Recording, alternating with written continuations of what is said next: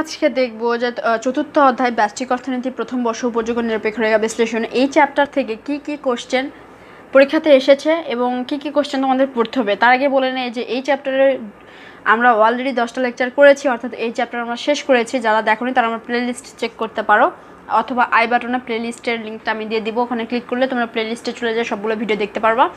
তো দেখো আমি প্রথম থেকে লেখা শুরু করি, কী কী কোশ্চেন পরীক্ষাতে এসেছে সাল সহ আমি উল্লেখ করে দেবো। তো প্রথম 1 নম্বর কোশ্চেন যেটা, সেটা হচ্ছে দেখো যে বাজেট রেখা কি। বাজেট রেখা, এই কোশ্চেনটা পরীক্ষাতে এসেছে হচ্ছে 11 সালে এবং 13 সালে। এই কোশ্চেনটা আমি আলোচনা করেছি আমার লেকচারে, এখানে কোনো সন্দেহ নেই। 2 নাম্বার যেটা রয়েছে সেটা হচ্ছে দাম ও প্রান্তিক। তোমরা যদি এই কোশ্চেনগুলো পড়ো তোমরা পরীক্ষাতে কমন পাবে এবং পরীক্ষার আগে যায় তোমাদের এত কষ্ট হবে না। আমার লেকচার ভিডিওগুলো তোমরা দেখতে পারো যারা দেখোনি। আচ্ছা, দাম ও প্রান্তিক উপযোগের মধ্যে সম্পর্ক দেখাও। এই কোশ্চেনটা এসেছিল অনেকবার, 5 সালে এসেছে, 5 সালে এসেছে, 10 সালে এসেছে এবং 13 সালে এসেছে। এটাও কিন্তু আমরা আলোচনা করেছি আমাদের ভিডিও লেকচারে। আচ্ছা, 3 নম্বর কোশ্চেন দেখো, নিরপেক্ষ রেখার ঢাল। নিরপেক্ষ রেখার ঢাল দুইটি দ্রব্যের প্রান্তিক পরিবর্তনের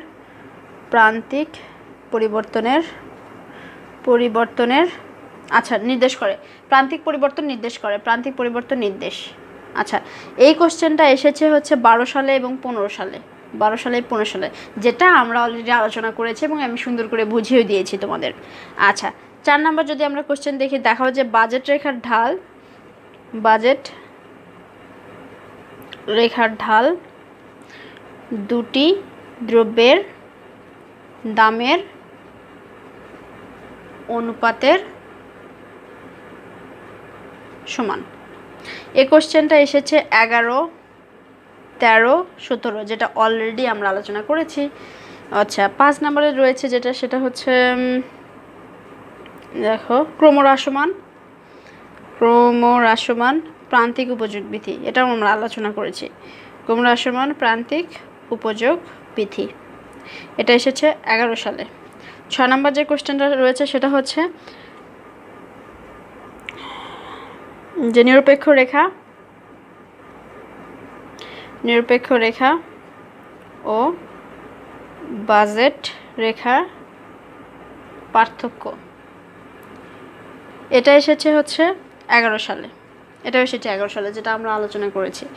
7 নম্বর যে কোশ্চেনটা সেটা হচ্ছে দেখো মোট উপযোগ প্রান্তিক উপযোগ, যেটা আমরা আলোচনা করেছি। মোট উপযোগ ও প্রান্তিক, এটা আমি প্রশ্ন আকারে আলোচনা করিনি, কিন্তু তোমাদের বুঝিয়ে দিয়েছি পার্থক্য। মোট উপযোগ এবং প্রান্তিক উপযোগ পার্থক্য, প্রান্তিক এটা উপযোগ হবে। আচ্ছা, এটা এসেছে 16 সালে। দেন 8 নম্বর কোশ্চেন যেটা, সেটা আমরা দেখব যে দুটি নিরপেক্ষ রেখা পরস্পরকে ছেদ করে না। দুটি নিরপেক্ষ রেখা পরস্পর ছেদ করে না, যেটা আমরা নিরপেক্ষ রেখার বৈশিষ্ট্যের মধ্যে পড়েছিলাম, ছেদ করে না। এই কোশ্চেনটা এসেছে 10 সালে এবং 18 সালে। 9 নম্বর যদি দেখি যে মোট উপযোগ প্রান্তিক উপযোগের মধ্যে পার্থক্য বা সম্পর্ক, একই কথাই হলো, সম্পর্ক জানলে পার্থক্য পাওয়া যায়। তো সম্পর্ক কোশ্চেনটা যেটা হয়েছে, এটা পার্থক্য লেগেছে এবং সম্পর্ক, এই সম্পর্ক কোশ্চেনটা এসেছিল 18 সালে, সম্পর্ক দিয়ে এসেছিল 18 সালে এবং পার্থক্য দিয়ে এসেছিল 16 সালে। আচ্ছা, তারপরে আমরা যেটা দেখবো সেটা হচ্ছে যে নিরপেক্ষ রেখার বৈশিষ্ট্য। আমরা আলোচনা করেছি অনেক সুন্দর করে নিরপেক্ষ রেখার বৈশিষ্ট্য। এই কোশ্চেনটা এসেছে 12 সালে, 16 সালে। এত সুন্দর করে তোমাদের হচ্ছে অধ্যায় ভিত্তিক করে আসলে তোমরা কোথাও পাবা না, সাজেশনে আছে অবশ্য।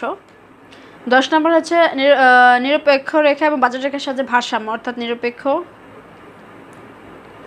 ও বাজেট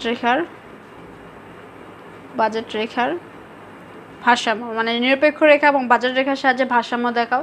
এটা এসেছে 2002 সালে, তারপরে 2013 সালে এবং 2017 সালে এই কোশ্চেনটা এসেছে। তার কত ইম্পর্টেন্ট দেখো, ভারসাম্যটা আমি আলাদা করে একটা লেকচারে আলোচনা করেছি।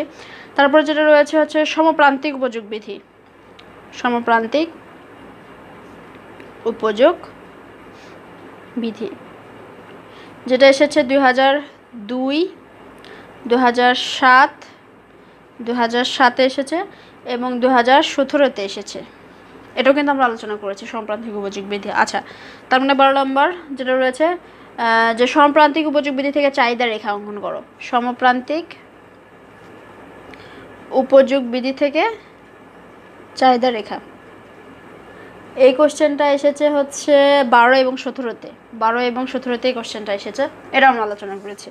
তারপর 13 নম্বর যেটা রয়েছে দাম ভোগ রেখা।